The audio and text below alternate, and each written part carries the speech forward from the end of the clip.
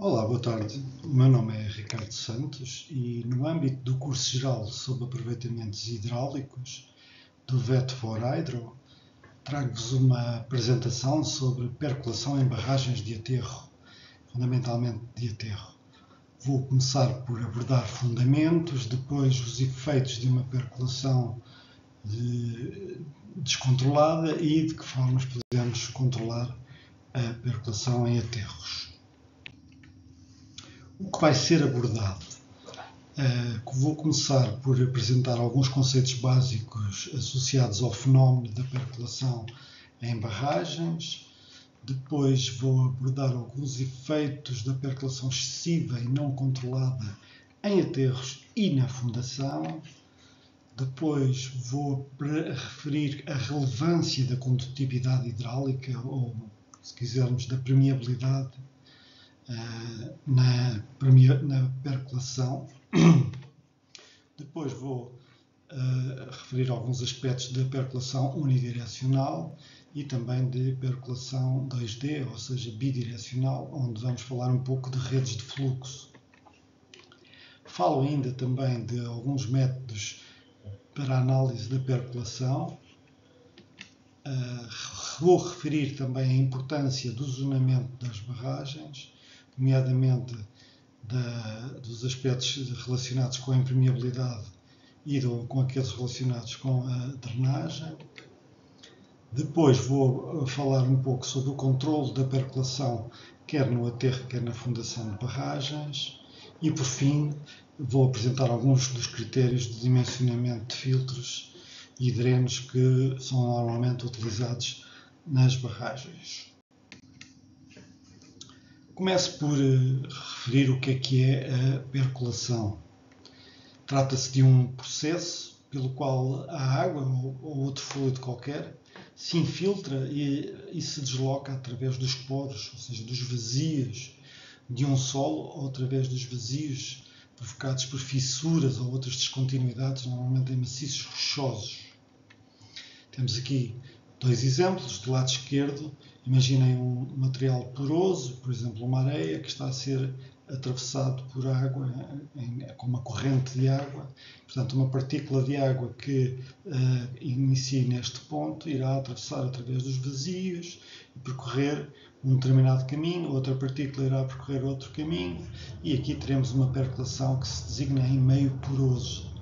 Depois também temos, se imaginarmos aqui um maciço rochoso, com descontinuidades, por exemplo, fraturas, falhas, fissuras, o que seja, e uma partícula de água que possa atravessar essas descontinuidades, que possa se escoar através dessas descontinuidades, nós aí referimos que existe uma percolação através de um meio rochoso. Importa referir que todas as barragens enfrentam algum nível de percolação. Não são apenas as barragens de aterro. De facto, também existe percolação, por exemplo, pela fundação de uma barragem de betão. Como podemos ver aqui nesta imagem, temos uma barragem de betão, que é um material praticamente impermeável e, portanto, a água não consegue atravessar pelo betão de forma simples. Porém, existe sempre alguma percolação através da fundação. Por mais competente que possa ser a fundação, existe sempre alguma percolação através do maciço rochoso, quer seja por baixo da estrutura de betão ou contornando pelas minhas encostas. Não é? Assim, de uma maneira geral, podemos dizer que numa barragem a percolação pode ocorrer de três formas. Através, no caso de uma percolação pelo aterro, não é? Por um aterro, como temos aqui, pode também ocorrer pela fundação ou em redor da barragem, portanto, através da margem, por exemplo, se tivermos um material na margem que está demasiado fraturado, um maciço rochoso muito fraturado, ou uma camada ou um extrato, ou vários extratos bastante grosseiros e bastante permeáveis. Importa também perceber que se a percolação não for controlada, poderá causar danos muito severos nas barragens, nomeadamente erosão interna, quer seja no aterro, na fundação, na interface aterro-fundação ou até mesmo no contacto entre estruturas rígidas ou com estruturas rígidas, por exemplo, um aterro que esteja a envolver uma conduta ou que esteja adjacente a uma parede de betão, é sempre uma zona por onde se poderá formar um caminho preferencial de percolação que poderá, por fim, a conduzir a uma erosão interna. Também outro cenário possível que a percolação pode causar é a instabilidade de taludes de aterros, por exemplo, no talude de jusante, numa situação de cheia, ou de taludes naturais se estes tiverem percolação, de alguma forma. Os dois modos de retura que referi anteriormente são mais estruturais, mas existem outras situações, mais do ponto de vista funcional, que também interessa cautelar e que importa que não ocorram, portanto não haja percolação excessiva, de um modo, por exemplo, a ocorrer perdas de água muito importantes no reservatório. Portanto, não há um interesse de ter uma barragem se ela não conseguir reter água, quer seja através do aterro ou da fundação, se essa água for perdida de forma excessiva, então se pode comprometer a viabilidade económica da barragem ou até alagar terrenos a jusante, o que leva a prejuízos muito importantes na propriedade ou então a mesmo danos ambientais no vale a jusante. Temos outros cenários também que podem ocorrer com percolação excessiva, como seja o levantamento global, que está associado à geração de subpressões elevadas em elementos impermeáveis, por exemplo, na soleira de descarregadores ou até mesmo em barragens de betão. Também temos a situação do levantamento hidráulico, ou também efervescência, ou borbulhar, que é um fenómeno que ocorre quando as forças de percolação são ascendentes e são superiores à taxa efetiva, à tensão efetiva vertical. Normalmente é um fenómeno que ocorre na fundação ou no terreno natural imediatamente ajusante do aterro. Este é um cenário de percolação excessiva que leva à erosão interna. Aqui, na realidade, temos duas situações, em que há um caminho de percolação excessivo que leva à erosão interna no aterro e uma situação de erosão interna na fundação por percolação excessiva, onde aqui no aterro existe um aparecimento de água na face do talude jusante, portanto indicia um problema grave, como é este que temos aqui nesta imagem de um acidente numa barragem na Austrália, uma barragem de terra zonada, em que apareceram fugas de água muito significativas no talude jusante do aterro. Esta é outra situação ainda mais gravosa, que já desenvolveu para um cenário de uma progressão mais acentuada de erosão interna, com a formação de um canal, portanto, será mais associada à erosão tubular, que é com outro exemplo que tenho aqui nesta figura, também designado por piping, em que existe um caminho de percolação desde o reservatório de montante até jusante, portanto um canal que depois vai alargando e pode chegar a dimensões muito grandes, como é o caso desta pequena barragem que temos aqui. Este é outro exemplo de erosão interna, agora que deverá ter iniciado, ou pensa-se que poderá ter iniciado no contacto do aterro com condutas, dado que as condutas estavam demasiado fissuradas e, portanto, poderá ter havido aqui um início de uma erosão através deste material, que depois se desenvolveu para uma erosão interna tubular e, eventualmente, para a formação de uma brecha. Como podemos ver nesta outra imagem, isto é a mesma situação, portanto o aterro estaria aqui e o curvamento passaria aqui alguns por cima, portanto podemos ver que o curvamento estaria aqui e abriu toda esta brecha, um fenómeno de erosão interna.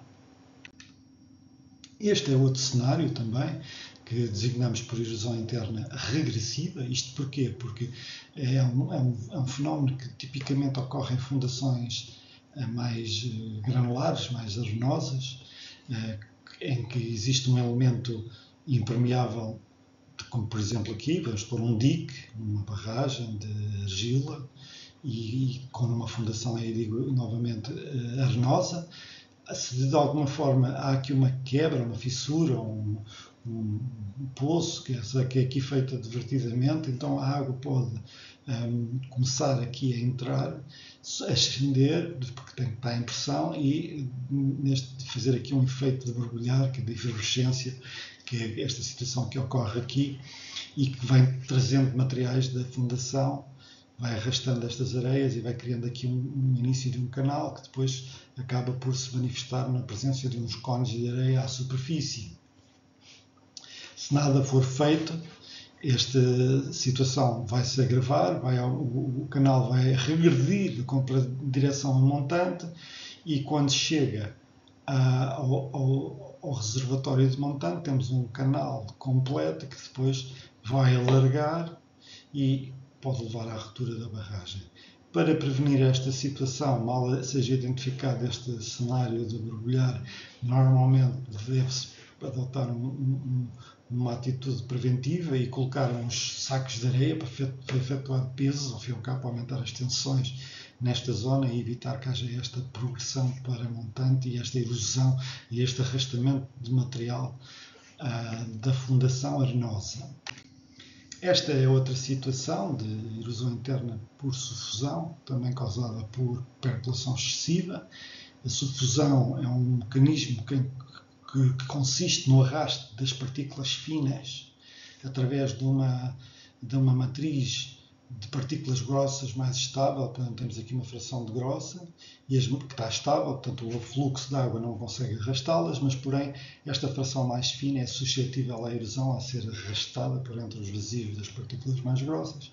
Chega a uma determinada altura, os vazios são de tal forma grandes que de um momento para o outro abre-se um poço chamado sinkhole.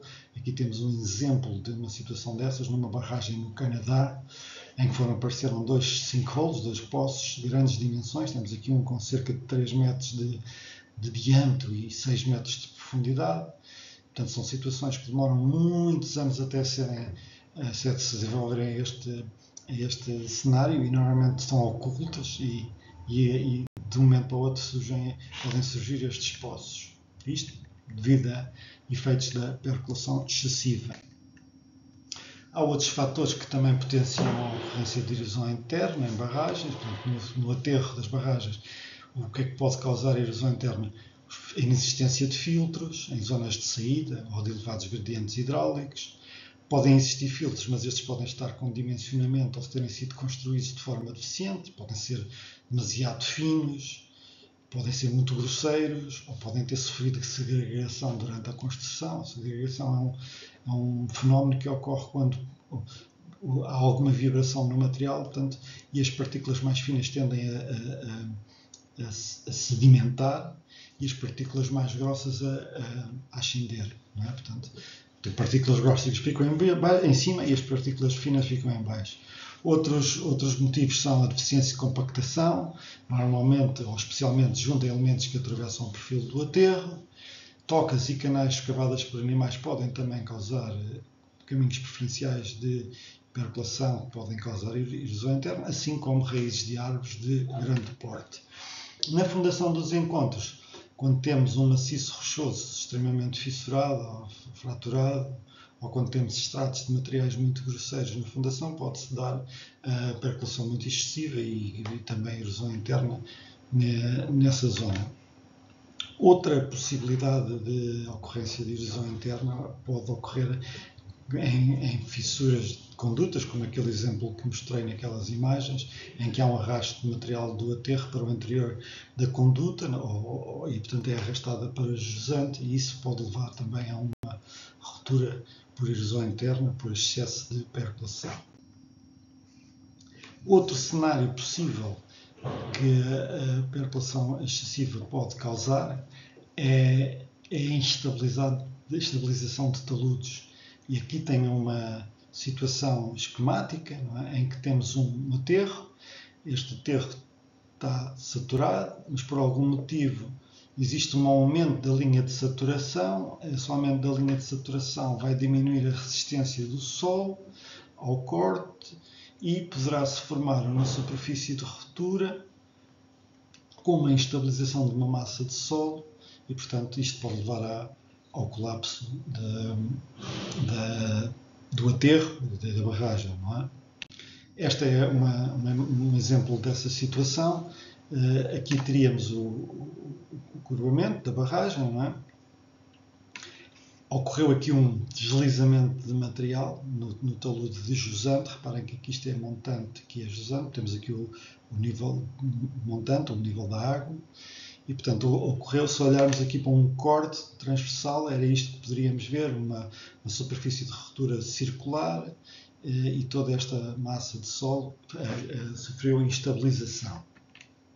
Esta é outra situação em que não tão gravosa como a anterior, mas em que há aqui um indício de também poder estar a haver um escorregamento do talude de jusante. Novamente temos aqui o maciço de montante, sim, com o reservatório de montante, não é? E aqui a zona de jusante. Portanto, há aqui parece haver aqui uma situação que se poderá estar a indiciar um escorregamento, provavelmente ou possivelmente por percolação excessiva. Agora vou abordar um pouco sobre a percolação, alguns conceitos que interessa saber, e vou começar pelo mais simples, que é a percolação com escoamento no unidirecional em meio poroso. Portanto, imaginem que têm um cilindro, que está aqui o equipamento, ao fim e ao cabo é um cilindro que se enche com sol e depois tem a entrada de água por um lado, a água sai por outro, tem aqui uns tubinhos onde se pode ver a pressão em determinados níveis. Aqui, portanto, tem 3 tubinhos, mas neste exemplo apenas tenho 2, tenho aqui no ponto A e no ponto B. Portanto, a água entra aqui, vai atravessar numa única direção, não é? Portanto, é a direção mais simples para o escoamento ser efetuado, e depois vai acabar por sair, portanto, com o mesmo caudal com que entrou. E com base neste aparatos, neste setup, podemos fazer aqui ou ver aqui algumas grandezas importantes para a análise da percolação. A primeira é a cota altimétrica. A cota altimétrica não é mais do que a altitude ou altura a partir de um determinado plano de referência, um qualquer. Aqui vamos assumir este plano de referência e, portanto, para este ponto A, se quisermos saber qual é a cota altimétrica deste ponto A, é simplesmente esta distância que está aqui, portanto, medida na vertical, desde o plano de referência até ao ponto. Para o ponto B será esta. Portanto, a cota altimétrica é simplesmente uma distância na vertical em relação a qualquer plano de referência. Importa que este plano de referência seja sempre o mesmo ao longo de todas as contas, não é? Depois temos outra grandeza que é a altura piezométrica, que é a altura de água que sobe se nós colocarmos aí um tubo piezométrico, que é, ao fim e ao cabo, que é este tubo que está aqui. Estes tubinhos que estão aqui são tubos piezométricos, não? Portanto, se a água chegar aqui, ela pode ter uma determinada pressão e isso vai fazer subir aqui a água no piezómetro. E com base nisso podemos determinar a altura piezométrica. Não é mais do que a água.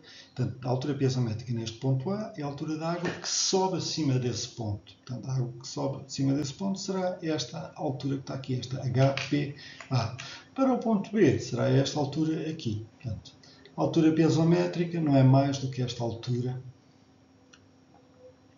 que sobe num piezómetro, no ponto onde entra a água. Portanto, a água pode entrar aqui em baixo apenas e aqui pode entrar aqui em baixo apenas. Já agora podemos calcular também com base na altura piezométrica, podemos calcular qual é a pressão de água. A pressão de água, se passarem o peso volúmico para lá, é a altura de água vezes o peso volúmico da água. O peso volúmico da água, se não souberem, é cerca de 10 kN por metro cúbico, portanto, arredondado de 9,81 kN por metro cúbico, mas pronto, é uma forma de que podem saber qual é a pressão da água neste ponto, com base na altura da água que se viu aqui.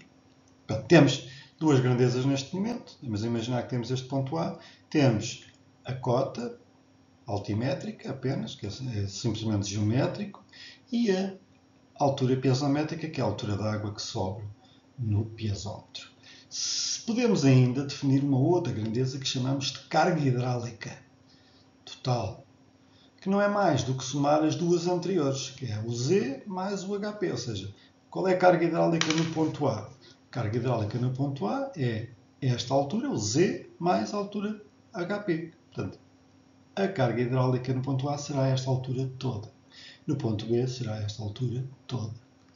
Podemos definir ainda uma última grandeza aqui, que estou a mostrar neste slide, que é a perda de carga. A perda de carga é algo que ocorre entre dois pontos. Entre dois pontos.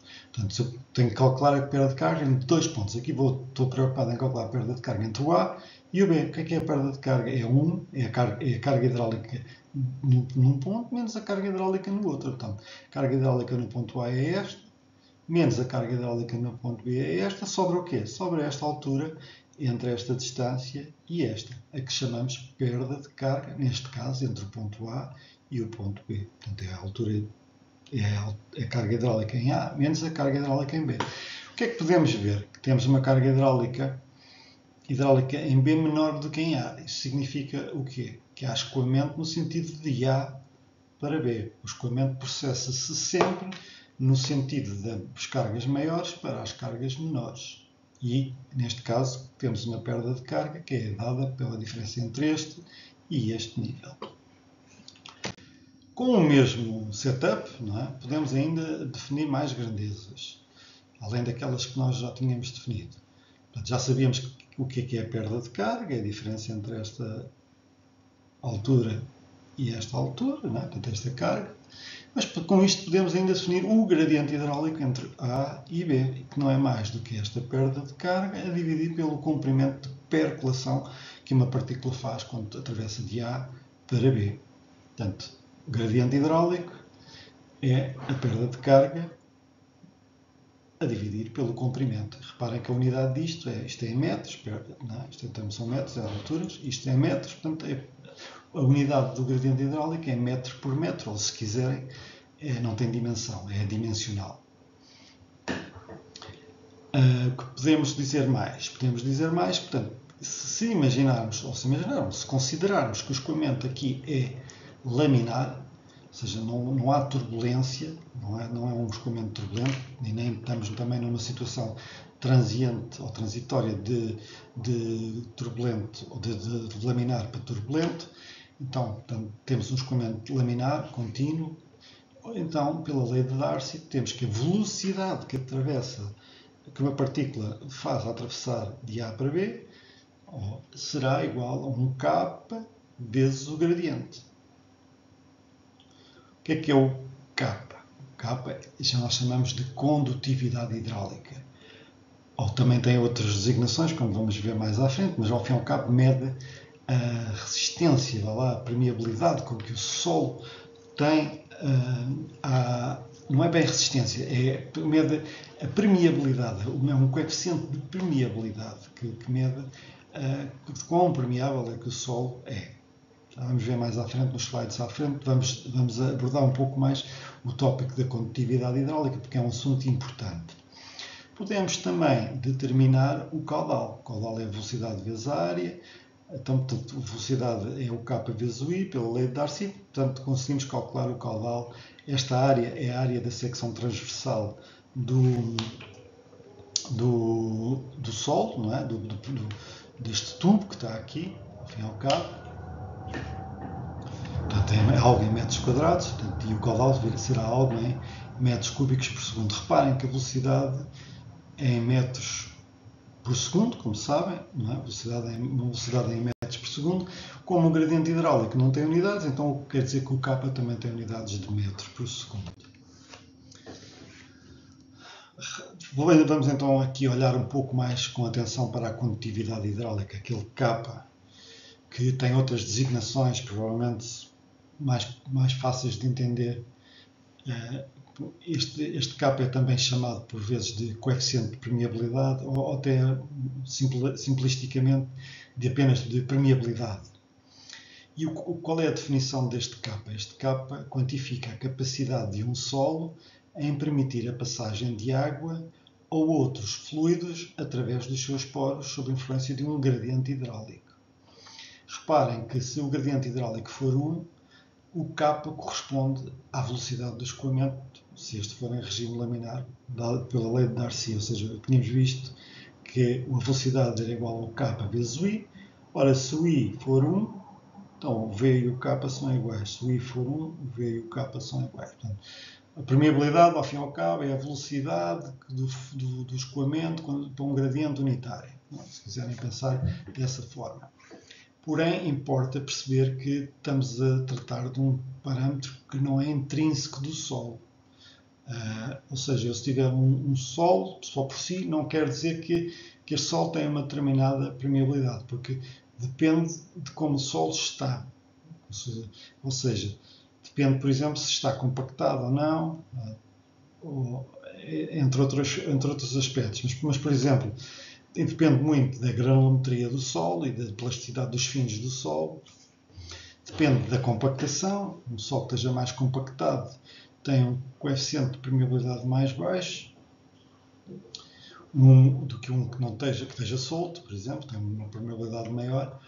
Também depende da compacidade, isto no caso dos solos granulares. Um solo mais denso será um solo que a partida terá uma permeabilidade mais baixa do que o mesmo solo se for solto, não é? E também depende da consolidação, ou seja, do grau de sobreconsolidação e da fissuração e fraturação no caso de maciços rochosos. Já agora, para que tenham também uma ideia, quanto mais permeável é o solo, maior é o K. Quanto mais impermeável for o solo, menor é o K. E como é que podemos determinar este parâmetro? Portanto, que já vimos que é um parâmetro que é bastante importante na análise da percolação em meios porosos e em maciços rochosos. Temos basicamente 3 métodos de determinar a condutividade hidráulica, ou seja, a permeabilidade. Ou através de ensaios de laboratório, ou através de ensaios de campo, ou, caso não tenhamos os dois anteriores, de alguma maneira, podemos tentar utilizar algumas relações empíricas. Vamos ver então a determinação do K em laboratório. Aqui temos um setup, um ensaio, que normalmente designamos de permeâmetro de carga constante, que é normalmente utilizado para solos muito permeáveis, portanto alta permeabilidade, ou seja, com capas superiores a 10 elevado a menos 5, areias, cascalhos, areias siltosas, coisas com coeficientes de permeabilidade elevados. E como é que consiste este ensaio? Este ensaio consiste em manter um determinado nível constante, a montante e a jusante, ou seja, esta perda de carga é constante, porque a água que entra aqui sai, portanto é só para manter a água sempre ao mesmo nível, e da mesma forma a água quando chega a um determinado nível sai, cai, e portanto esta perda de carga é sempre constante, portanto o escoamento dar-se-á neste sentido vertical de baixo para cima. E podemos determinar o K com este ensaio como, num determinado intervalo de tempo, medimos o volume de água que atravessa o solo, não é? É medida, a gente mede este caudal de água que está aqui, medimos o volume, aliás, e com base nesse volume e no comprimento da amostra, no tempo de medição, na perda de carga de água e na área da secção transversal do núcleo, com base neste cálculo, conseguimos determinar o K.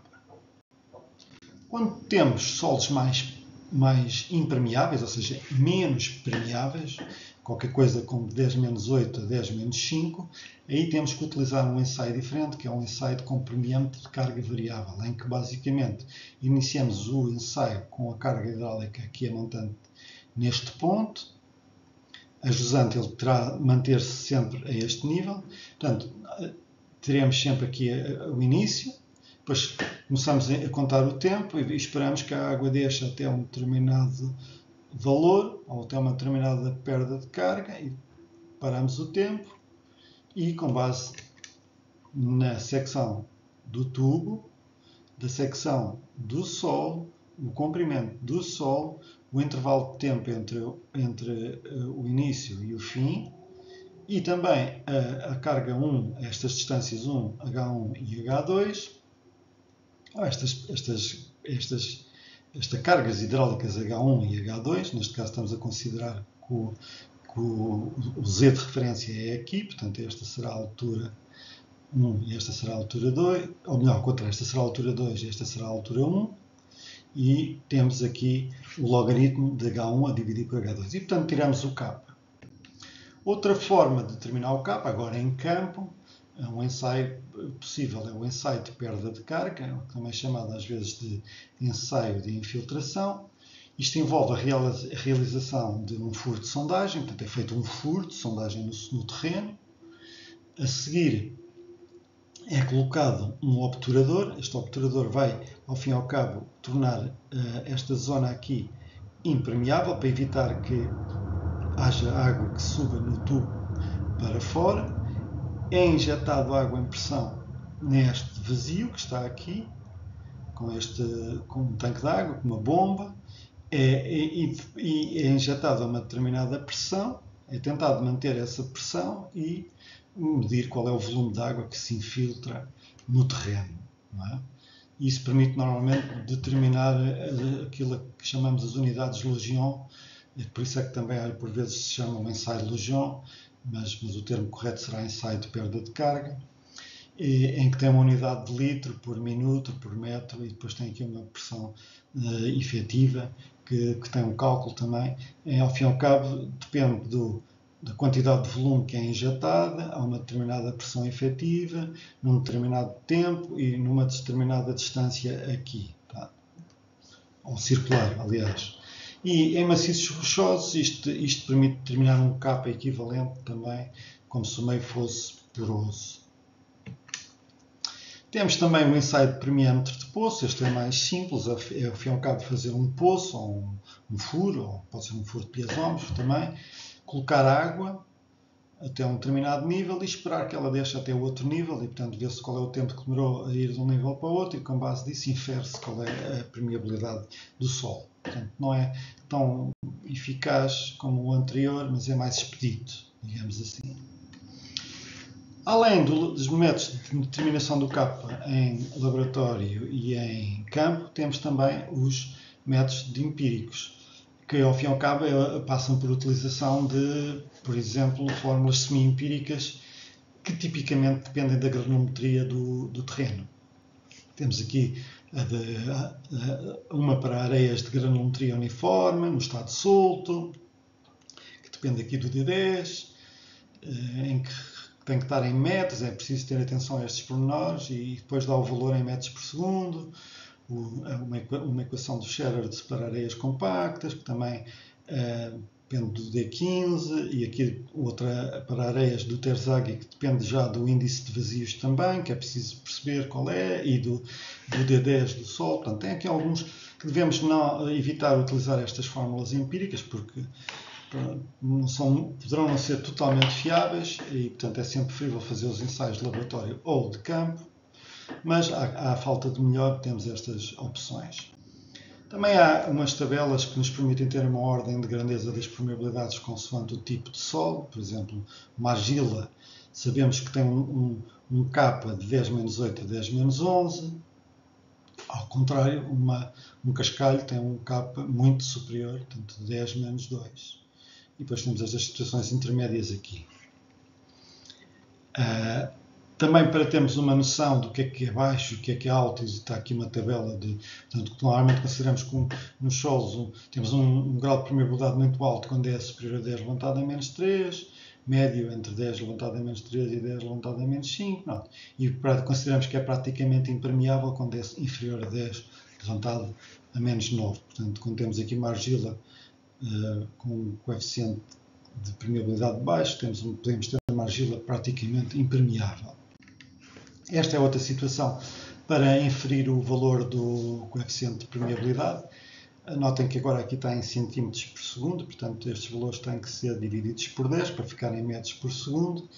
E este gráfico dá-nos este coeficiente de permeabilidade em função do peso volúmico seco do solo e do tipo de solo. Se tivermos um silt arenoso e ele tiver um peso volúmico de 15,7, então vamos ter um coeficiente de permeabilidade, qualquer coisa aqui, perto do 10 levantado a menos 7 cm por segundo.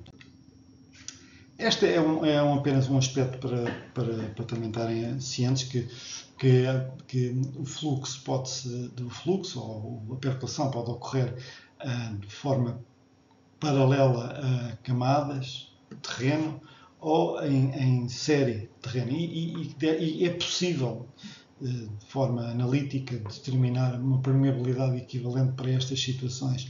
Por exemplo, se tivermos um fluxo que chamamos de paralelo, ou seja, o fluxo está a ocorrer neste sentido, ou seja, no sentido dos estratos, ao fim e ao cabo, não é? No mesmo sentido dos estratos, então nós temos uma permeabilidade equivalente, que é o K1 vezes a altura do primeiro estrato, mais o K2 vezes a altura do segundo, e por aí fora, a dividir pelo somatório das alturas dos estratos. Da mesma forma, se tivermos um fluxo em série, em que as camadas estão perpendiculares à direção do fluxo, então aí o K, o equivalente, já vai ser o somatório dos comprimentos, o L1 mais o L3 mais o L2, a dividir pelo L1, a dividir pelo K1, mais a dividir o L2 pelo K2, pronto, por aí fora. Estão a ver a ideia. Portanto, se tiverem mais do que 3 camadas, é utilizar as fórmulas que estão aí.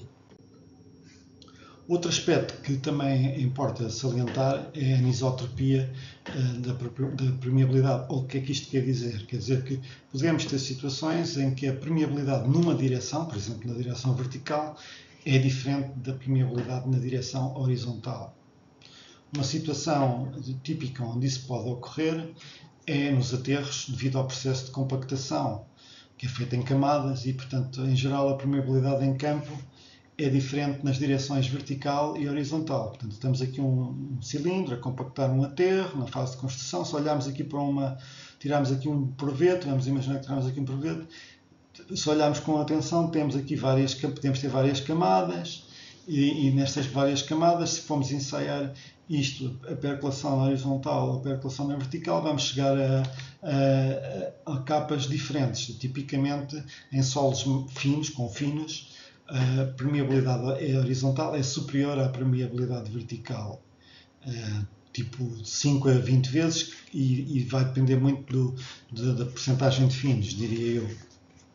E o solo é tipicamente mais permeável, portanto, na direção horizontal, na direção das camadas. Né? Portanto, nesta direção a percolação vai ser superior. Há uma maior resistência ao escoamento nesta direção, dado que temos as interfaces, que normalmente se criam ali zonas de maior dificuldade de percolação no sentido perpendicular. Não é? Também outro aspecto que eu queria salientar é a heterogeneidade da permeabilidade na fundação. Na fundação, a permeabilidade é influenciada pela consolidação dos solos ou pelas descontinuidades dos maciços rochosos. A geologia tem um papel muito importante nisto, porque os estratos têm diferentes permeabilidades e isto só pode ser aferido durante as campanhas de prospecção. Portanto, aqui neste gráfico tem um vale onde se pretende implantar uma barragem e foram feitos ensaios ou foram feitas sondagens, não é? Onde provavelmente foram feitos ensaios de Lejeune, não é? que permitem determinar os parâmetros de Lejeune, e chegou-se a este layout em que temos aqui a zona rosa que tem Legiones inferiores a 1, portanto são bastante impermeável.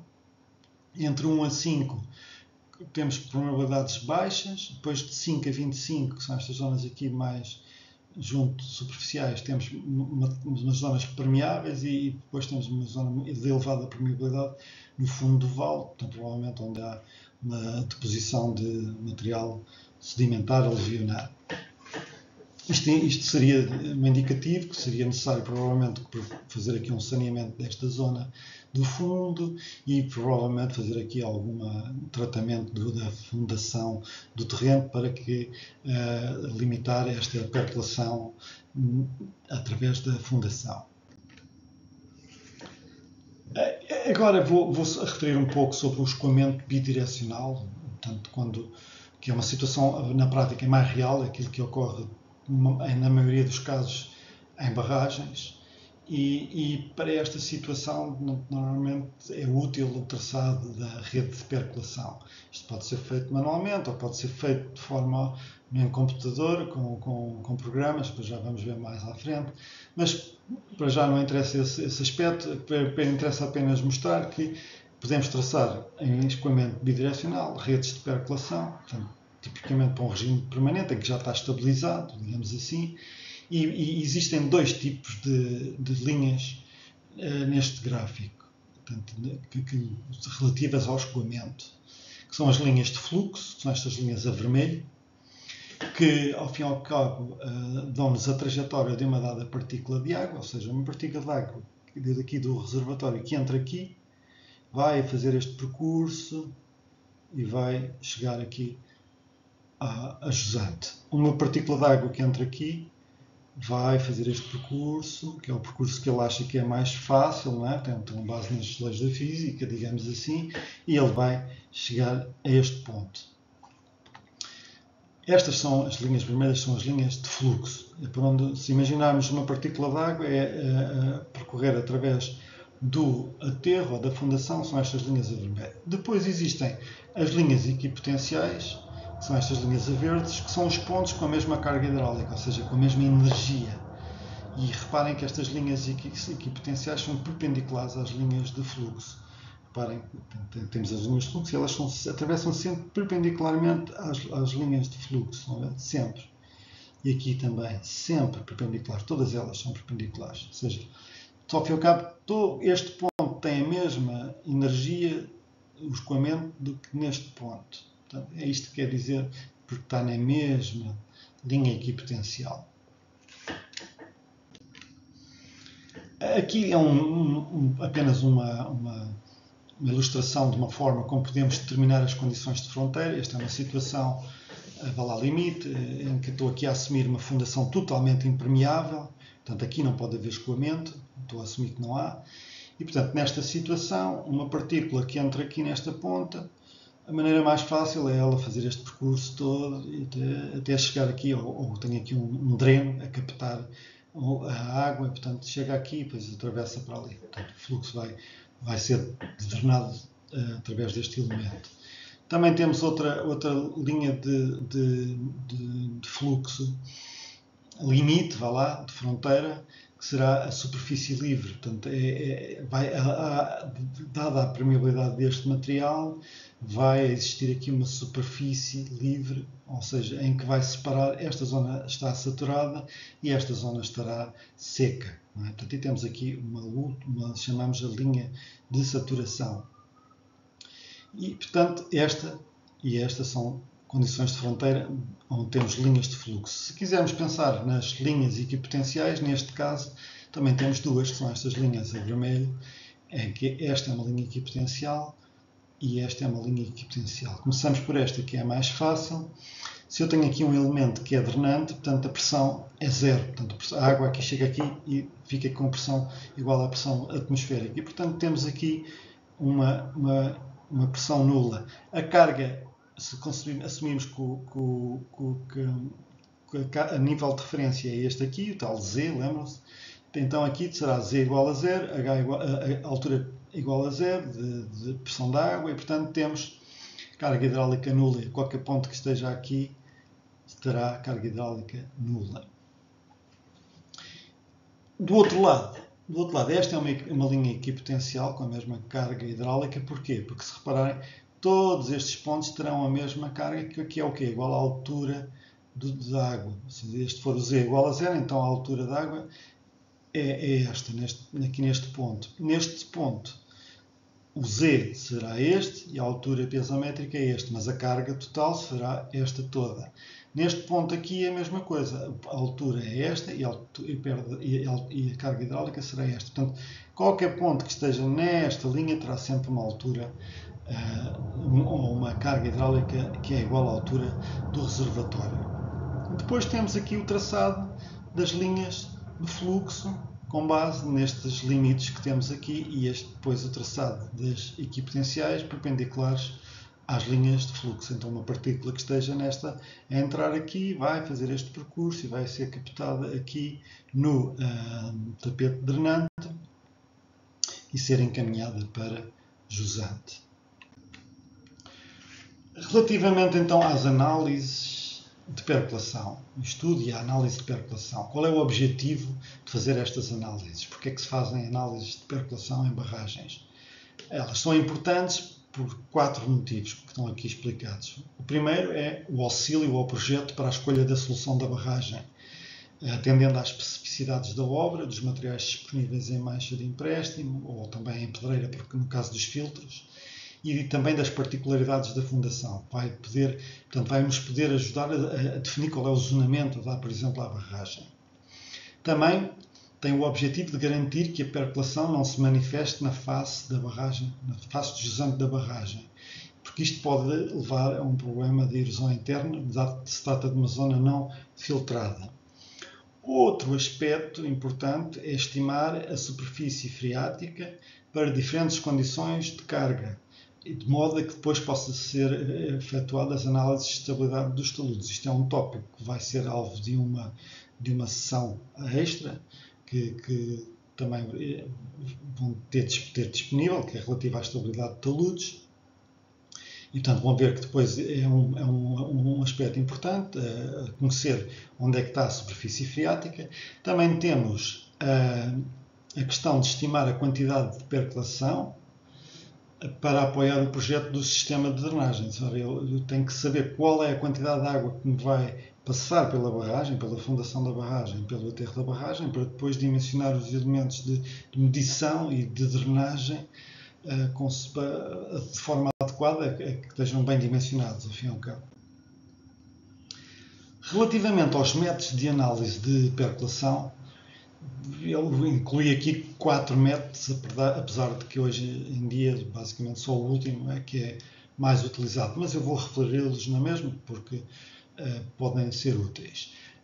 O primeiro é o método qualitativo, que apenas pode ser usado em coisas muito simples, em estruturas muito simples, e quando não há qualquer dado, não há permeabilidades, não se conhece bem o terreno, e é normalmente baseado em práticas padrão e a experiência e histórico de desempenho de situações semelhantes. Ou seja, eu conheço que naquele ali ao lado foi feito com o mesmo material, com a mesma fundação, uma determinada aterro e comportou-se de uma determinada maneira e, portanto, estou à espera que isso vá acontecer o mesmo se utilizar as condições semelhantes. Portanto, é algo que deve ser evitado, deve ser só utilizado em último recurso. Depois temos métodos analíticos, que são soluções de forma fechada ou aproximadas, portanto são essencialmente soluções teóricas, matemáticas, e que só podem ser aplicadas em condições muito específicas, muito simples. Portanto, normalmente vêm nos livros, vêm para uma determinada situação, vêm umas equações e podem utilizar essas equações. Basicamente é isso. Depois há os métodos gráficos, que é o traçado das redes de fluxo, podem ser desenhadas à mão ou adaptadas de outras soluções numéricas, e isto permite estimar quantidades de percolação, os gradientes de hidráulicos, de saída, as pressões de levantamento, enfim, dá para estimar algumas coisas, porém em situações mais complicadas não vai ser possível, e é por isso que normalmente hoje em dia toda a gente utiliza os métodos numéricos, onde se utilizam programas de computador e que permitem a modelação de casos mais complexos. Portanto, temos alguns programas, por exemplo, o Plaxis ou o CIP da GeoStudio, portanto há vários e normalmente não são pagos, portanto, mas permitem fazer muito bem estas análises. Estes programas normalmente dão para considerar materiais saturados, o fluxo saturado ou não saturado, ou transitório, portanto são mais avançados, algo que não é possível fazer com métodos gráficos, e permitem estimar os caudais, velocidades de percolação, pressões intersticiais, gradientes hidráulicos, pressões, de levantamento, portanto, tudo e mais alguma coisa. Portanto, eles são bastante completos. Tenho aqui um exemplo de um método de análise de percolação utilizando métodos numéricos. Aqui neste gráfico do lado esquerdo estou a apresentar as velocidades do escoamento. Temos aqui portanto, a indicar que o escoamento tem este sentido e que chega aqui, portanto as setas são muito maiores, significa que o escoamento é bastante mais rápido, com uma velocidade maior e, portanto, parece que não há aqui qualquer escoamento, mas há, porque reparem que ele também determinou a linha de saturação aqui, portanto significa que há escoamento por estas zonas. São uns escoamentos com uma velocidade muito baixa ou muito mais baixa do que aquela que ocorre aqui e por isso é que não aparecem ali as setinhas. Mas podemos ver aqui neste outro gráfico as cargas hidráulicas, ou seja, são as equipotenciais. Estas linhas que estão aqui são perpendiculares às linhas de fluxo e, portanto, se imaginarem, temos fluxo a ocorrer desta forma ou então a ocorrer desta forma, perpendiculares sempre às linhas equipotenciais. Não é?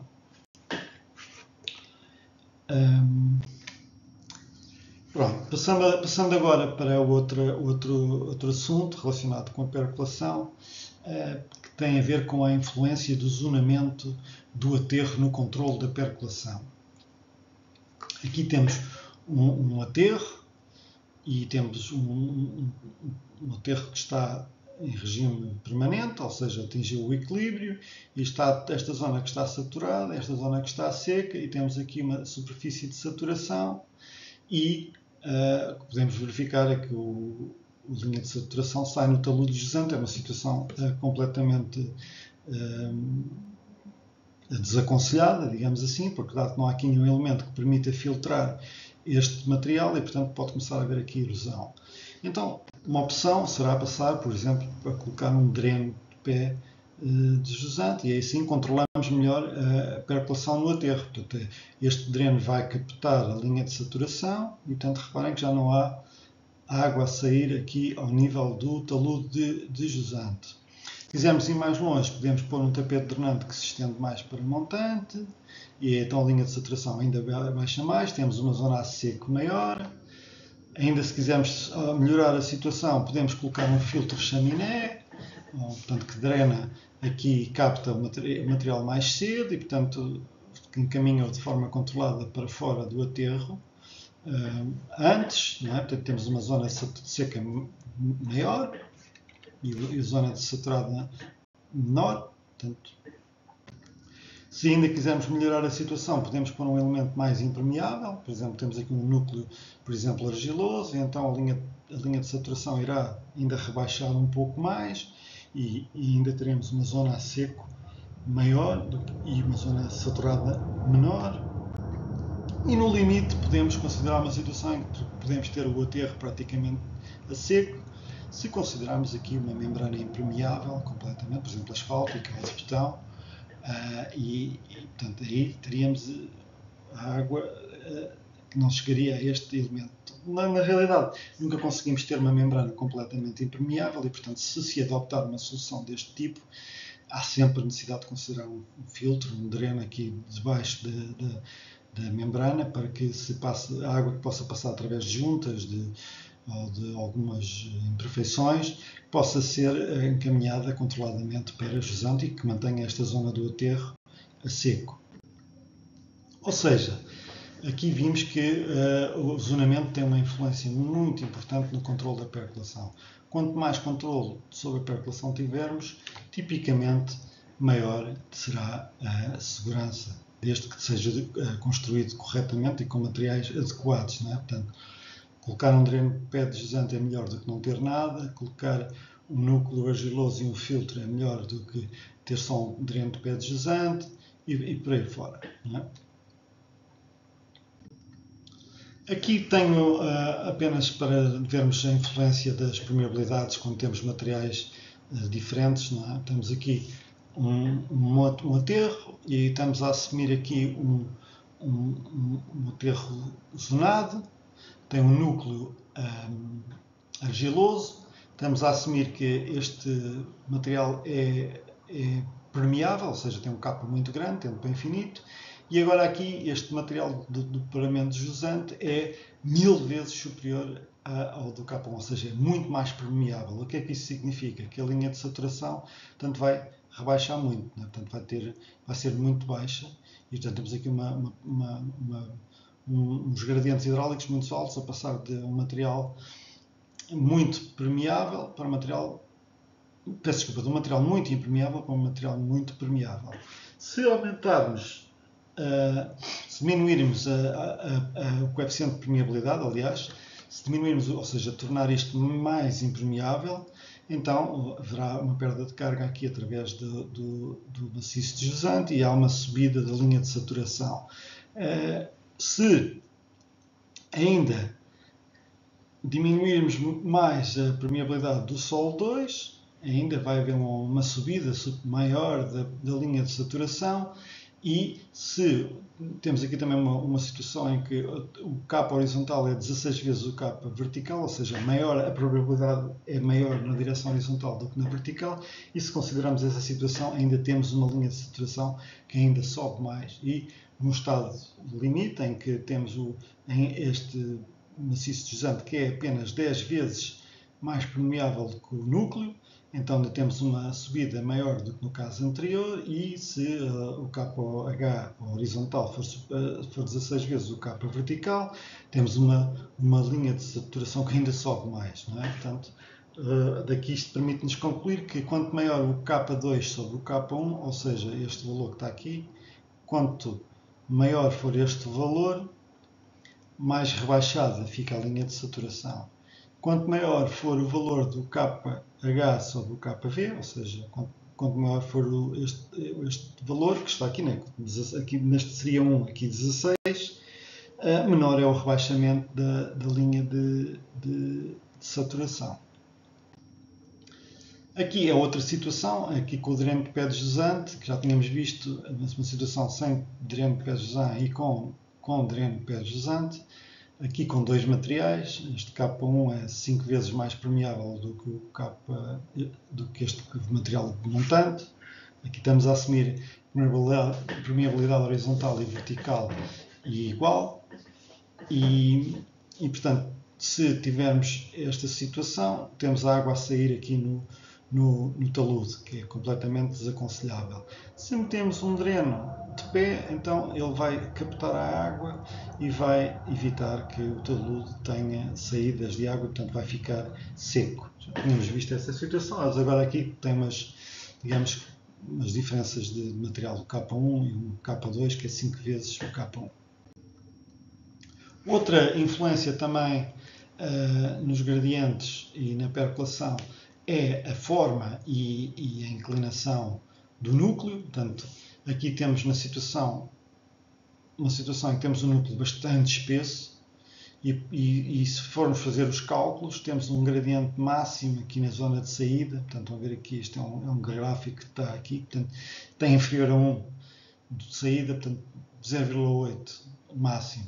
Se diminuirmos a dimensão do núcleo, o gradiente sobe para 1,6. Se ainda diminuirmos mais, o gradiente ainda fica superior a 5 de saída. E se ainda diminuirmos mais, teremos um gradiente muito alto de 10, que tem que ser acautelado, porque um gradiente de 10, ou gradientes elevados, superiores a 1, podem causar erosão interna se não houverem filtros adequados depois ajustados. Resumindo, quanto menor a espessura do núcleo, maior é o gradiente hidráulico de saída.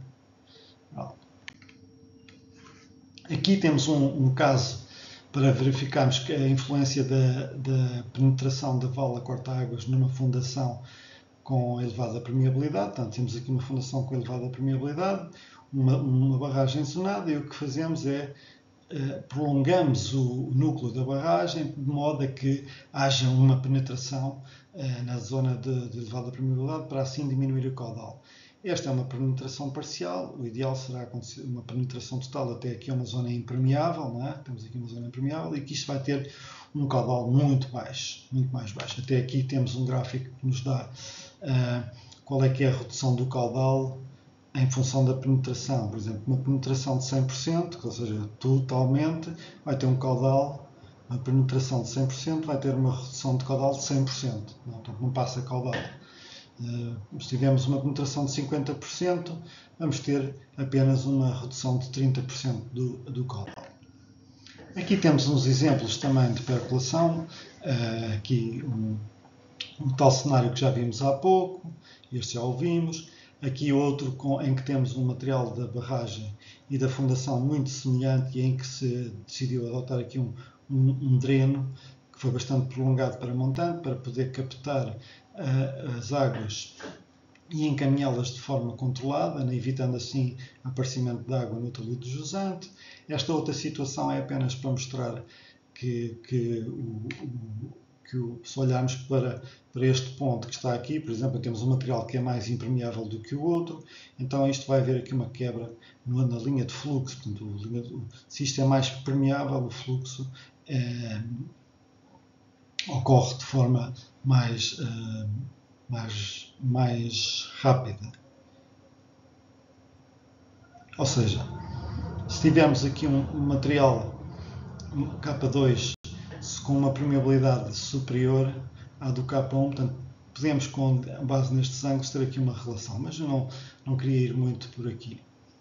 Portanto, é só para perceberem que há uma quebra, quando há uma diferença de permeabilidade, há uma quebra da linha de fluxo.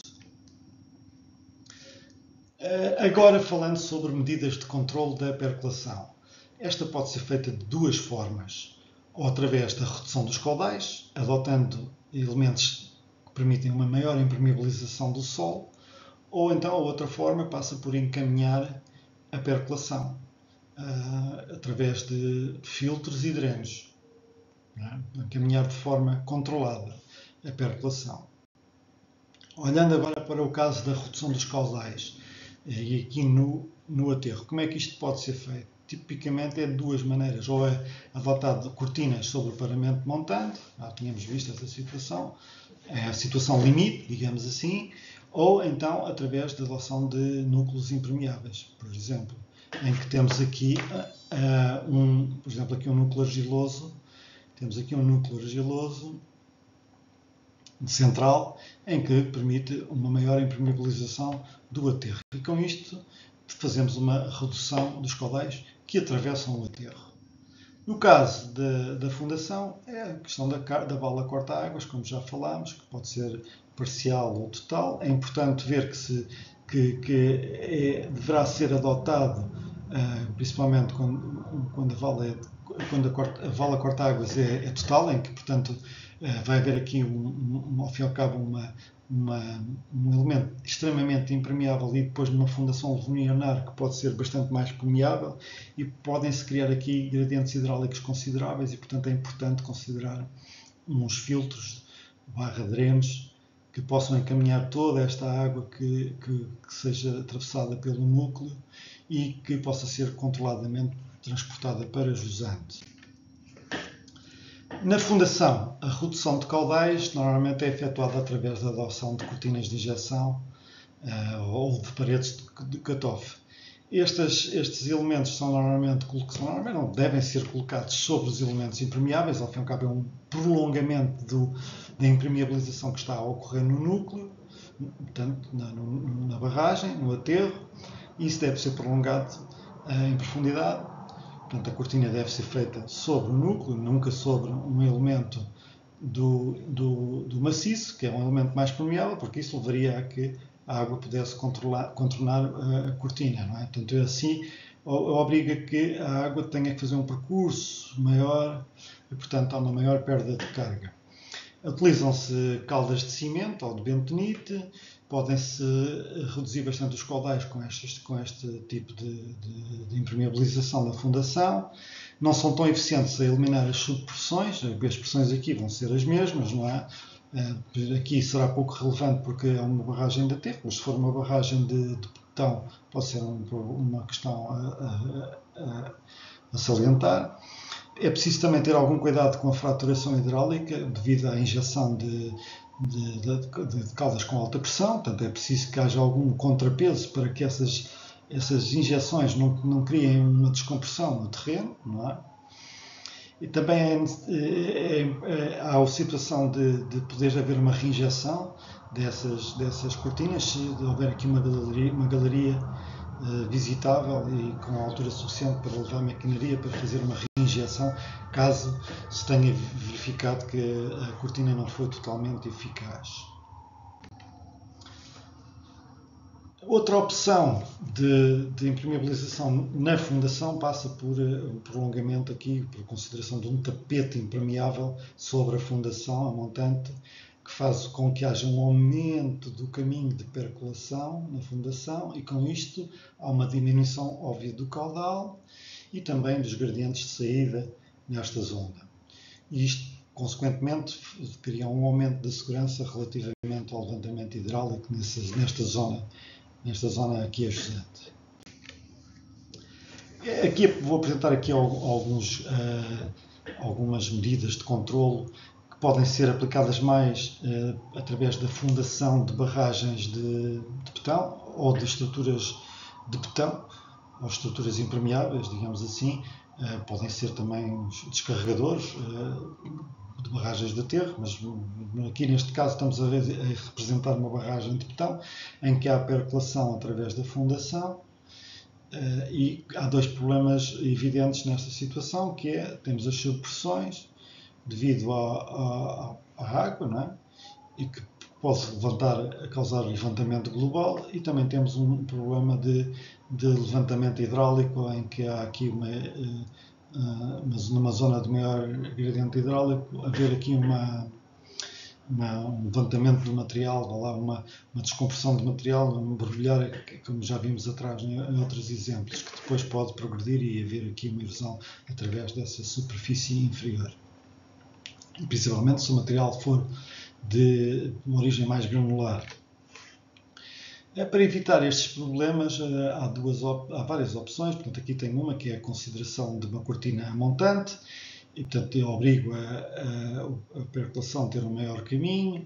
Existe outra opção ainda melhor que passa por a consideração de uma cortina montante e uma cortina ajusante, que ainda aumenta mais o percurso de percolação e vai haver uma diminuição dos gradientes hidráulicos já de saída e um aumento geral contra o levantamento global e o levantamento hidráulico. Outra opção também pode passar por uma situação de colocar uma camada impermeável a montante para também aumentar muito o percurso de percolação e com isto diminuir os gradientes hidráulicos. Este foi o aspecto relacionado com a impermeabilização. Agora, relativamente à filtragem e drenagem, que tem como objetivo o encaminhamento da percolação, estas medidas de controle passam pela adoção de filtros e de drenos. Não é? Os filtros, em geral, são materiais granulares e têm dois objetivos principais. Permitir, por um lado, a passagem de água, mas também tem que impedir a movimentação das partículas do solo que estão a tentar reter para que não haja erosão desse solo. Não é? Os drenos normalmente são mais grossos do que os filtros, são mais, por exemplo, areias grossas e cascais, e têm como principal objetivo reduzir a pressão e também conduzir a água com segurança. Os filtros e os drenos permitem variações muito grandes e rápidas de perda de carga, ou seja, permitem variações bruscas de gradientes hidráulicos de forma segura. Este é um sítio onde se deve colocar os filtros, tipicamente em zonas onde haja variações bruscas de gradientes e onde possa haver zonas de saída de caudal.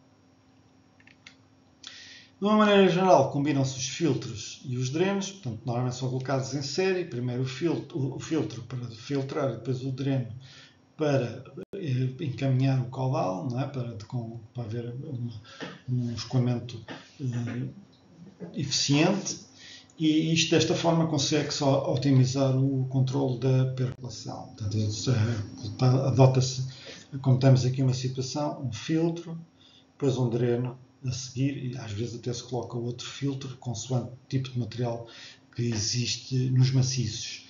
Então, como é que podemos fazer o encaminhamento da percolação no aterro. Portanto, já vimos algumas soluções, tapetes drenantes, os drenos de chaminé e drenos de pé deslizante, e também temos aqui uma outra opção, que é um dreno longitudinal. Ao fim e ao cabo, aqui temos como se fosse um tubo, mas isto é ao fim e ao cabo ao longo de toda o desenvolvimento longitudinal, ou uma parte do desenvolvimento longitudinal da barragem, para que possa fluir aí os materiais.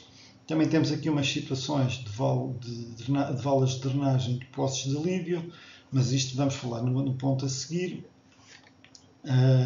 porque já são, digamos que já são medidas que se tomam na fundação. Portanto, temos, por exemplo, um poço de alívio, que são poços de forma pontual, ou então mesmo uma vala com uma reduzida de espessura, que, portanto, numa determinada zona, ao longo do desenvolvimento longitudinal, que permite captar os caudais e evitar que eles fluam de forma descontrolada à superfície. Também há outra opção, que é a adoção, por exemplo, de uma berma estabilizante ou com um filtro invertido, para poder captar os caudais que possam surgir aqui e, ao mesmo tempo, se for possível, aumentar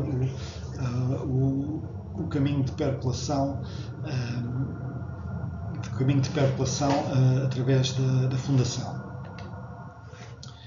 E também tem como outra consequência um aumento da estabilidade do talude. Portanto, se tem aqui uma solução com maior peso, a ruptura aqui vai ser mais difícil, e também aumenta substancialmente a segurança ao levantamento global e hidráulico, porque temos agora aqui uma situação mais vantajosa, digamos assim. Relativamente ao dimensionamento de filtros e drenos, e esta vai ser a última temática que vou abordar nesta apresentação, podemos considerar 5 critérios básicos para este dimensionamento. O primeiro é o critério de retenção, que diz que os filtros devem ser suficientemente finos para reter parte das partículas do solo base. Vamos supor um núcleo. Eu estou a querer um filtro para filtrar um núcleo, portanto o filtro tem que ser capaz de reter as partículas que possam vir a ser transportadas do núcleo. O outro critério de drenagem, em que refere que o filtro deve ser suficientemente grosso para permitir que a água de percolação passe através do filtro, ou seja, ele não pode estar colmatado, não pode ser algo que colmate o fluxo, tem que filtrar, mas também tem que ser capaz de drenar. Depois temos um critério de material granular, que está relacionado com a quantidade máxima de finos que o filtro pode ter, para evitar a formação de fissuras nesse filtro, caso haja uma deformação no aterro ou na fundação. Ou seja, se houver uma deformação e se o filtro fissurar, ele tem que ser suficientemente granular para poder autocicatrizar, digamos assim, e voltar à sua posição original, porque se tiver muitos finos ele quebra e fica quebrado, e portanto a água pode atravessar e o material que está a ser transportado do núcleo continua a ser erodido de forma livre, sem controle. Portanto, é um critério também importante. Depois temos um critério de uniformidade, em que pretende-se que a granulometria dos filtros seja o mais uniforme possível, para evitar fenómenos de segregação. Já falámos do que é a segregação, que é a separação dos materiais. Os mais grossos vão para cima e os mais finos vão para baixo. Normalmente acontece durante a colocação do material em obra. E por fim temos o critério de autoestabilidade, em que o material não deve ser internamente instável, ou seja, ele deve ser autofiltrante. Ele próprio não poderá sofrer erosão, não é? Ele tem que ser capaz de filtrar as suas próprias partículas, ao fim e ao cabo. Aqui vou apresentar agora algumas equações, alguns critérios específicos para a maior parte destes critérios, porém, portanto, não vou abordar com muito detalhe, ficam aqui como referência as fórmulas, podem ser úteis para o futuro. Portanto, no caso do critério de retenção, tipicamente para areias, quando estamos uma areia a filtrar outra areia, então temos aqui esta equação. Quando temos solos com finos, temos, por exemplo, menor que 15% de finos, são areias, tipicamente, podem ser consideradas como areias, e então isto é o solo base, né? Portanto, do solo base. Teremos aqui um D15, que é o mesmo que está aqui em cima, D15 do filtro tem que ser menor ou igual de 4 vezes o D85 do solo base que estamos a querer reter. Por exemplo, tivemos um solo base que é um silto fino ou uma argila que tem mais de 85% de finos, então o critério já é diferente. O D15 tem que ser menor ou igual que 9 vezes o D85 portanto, do solo base. Para o critério de drenagem, temos aqui também estas equações. Portanto, se olharmos aqui para esta última, temos que o D15 do filtro tem que ser maior ou igual que 5 vezes o D15 do solo base, para permitir que haja drenagem no elemento que estamos a dimensionar. A questão do critério de material granular, o ideal é que tenhamos um filtro sem finos, mas se tivermos finos, que esses finos sejam inferiores a 5% e que principalmente sejam não plásticos.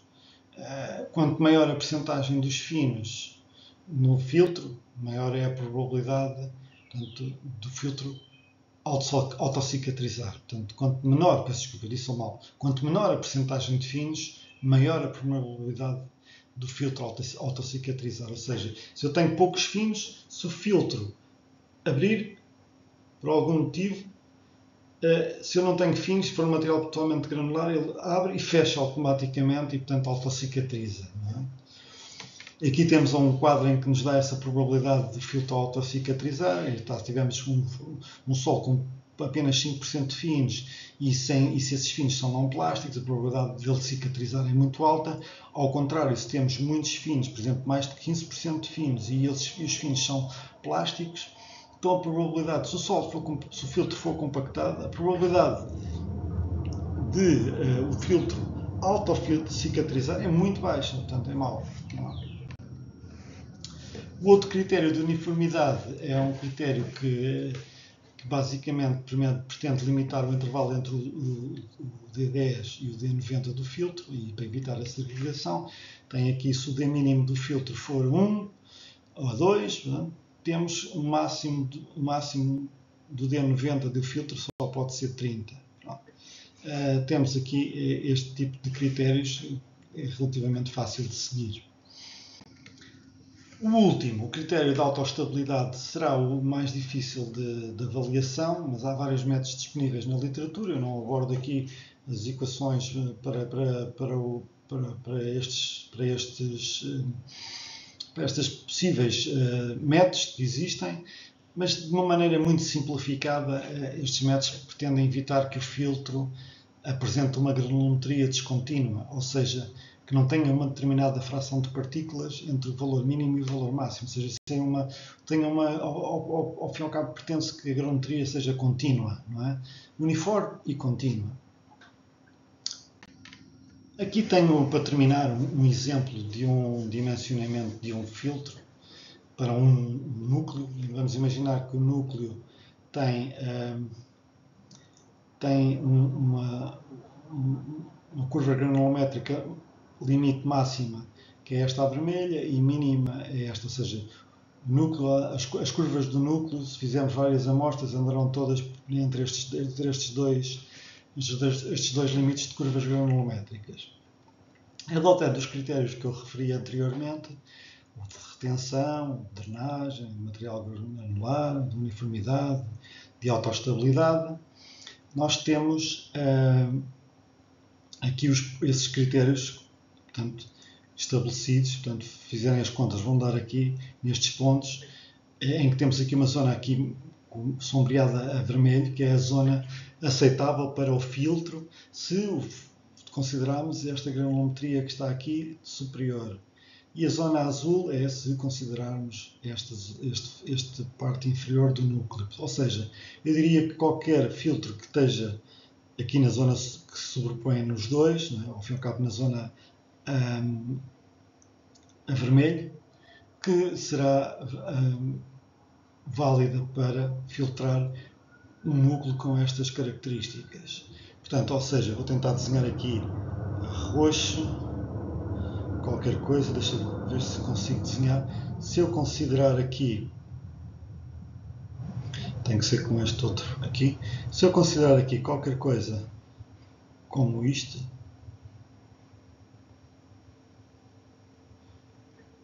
é válido, é um filtro válido, portanto este outro também será um filtro válido, serão filtros válidos. Agora, um que não seja válido, que se eu tenho um filtro que é uma coisa assim, por exemplo, já estou fora daquela zona intermédia, portanto este filtro será demasiado fino para filtrar o núcleo. Se tiver outro que é, por exemplo, assim, será muito grosseiro, não é? Porque está nesta zona e não está na zona sombreada. Portanto, estão a perceber a ideia? Estes filtros seriam filtros que não poderiam ser usados. Portanto, estes amarelos, tudo ok. Vou tentar desenhar aqui um outro que também poderia ser problemático, a cor de laranja. Algo que aparentemente possa ser estar dentro dos limites, mas que será desaconselhável. Por exemplo, se tivermos algo assim, é totalmente desaconselhável. Portanto, a cor que não foi famosa, eu vou tentar desenhar com outra. Com um roxo. Vamos supor que tenho algo deste tipo. Esta situação é desaconselhável porque temos aqui uma granulometria descontínua.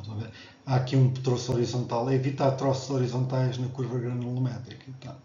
Porque isto vai evitar de verificar este critério de autoestabilidade. Portanto, tem este intervalo, tentar ter filtros o mais contínuos possíveis dentro desta gama.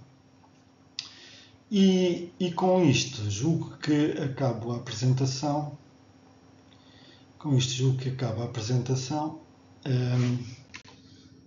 Mas vou terminar com alguns conceitos que creio que importa que vocês retenham.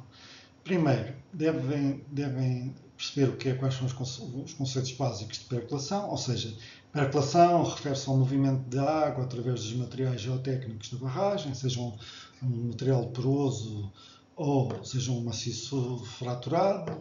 A condutividade hidálica, ou seja, o K, aquela permeabilidade, o coeficiente de permeabilidade, é um dos principais fatores que determina a taxa de percolação, não sendo o único fator, é um dos principais. A percolação excessiva tem como efeito eventual erosão interna, instabilidade estrutural e rupturas no aterro ou na fundação da barragem. O controle inadequado pode resultar em colapso da barragem, comprometendo a segurança e funcionalidade. Temos percolação 1D, normalmente está mais associada a ensaios laboratoriais, não só, mas tipicamente, em que temos o fluxo numa única direção. E depois temos percolação bidirecional, em que é útil a consideração de redes de fluxos, onde vemos a movimentação da água em várias direções, e esta situação simula normalmente melhor o comportamento real da maioria das estruturas. Outro ponto, relativamente à análise de percolação, nós temos à nossa disposição métodos como as análises numéricas, que permitem avaliar a percolação e identificar áreas de maior risco de infiltração e a definição dos sistemas de impermeabilização e de drenagem da barragem. O zonamento é também crucial para a segurança, não é? Portanto, temos as zonas impermeáveis, que reduzem os caudais percolados, e depois temos as zonas de drenagem, que controlam de forma segura a saída da água para jusante da barragem. Temos ainda que reter que o controle da percolação nos aterros é feito de utilização de materiais de baixa permeabilidade e utilização de filtros e de drenos em zonas estratégicas, normalmente onde os gradientes hidráulicos são mais altos. Nas fundações, o controle da percolação é efetuado através de tratamentos, como sejam cortinas de impermeabilização e injeções de cimento para minimizar a infiltração. E por último, os critérios de dimensionamento de filtros e drenos. Normalmente consideramos 5 critérios para evitar a migração das partículas e desta forma garantir a estabilidade e a durabilidade da barragem. Os filtros devem ser colocados em campo, devem ser colocados de forma criteriosa para evitar a colmatação com finos e também para evitar o seu adensamento excessivo, a sua compactação excessiva e também a segregação, portanto, evitar que haja muita agitação dos filtros para evitar que haja migração dos grossos à superfície. Pronto. E com isto deixo apenas aqui algumas referências adicionais que podem estar em inglês, mas são bastante interessantes e são muito genéricas relativamente a estes tópicos da percolação. Temos aqui um sobre filtros em barragens de aterro, temos algumas considerações sobre o dimensionamento e a construção de barragens de aterro, algumas questões relativas, de maneira geral, a barragens e de aterro, aspectos relacionados com a análise de percolação e o controle de percolação em barragens, mais questões sobre filtros, mais questões sobre filtros. Portanto, tem aqui uma série de bibliografia que pode ser bastante útil para, caso alguma vez necessitem de abordar com maior detalhe estes tópicos. E com isto termino a minha apresentação. Agradeço a atenção. Algum assunto que tenham, podem enviar para o e-mail que apresento no slide e espero ver-vos no curso. Muito obrigado. Até breve.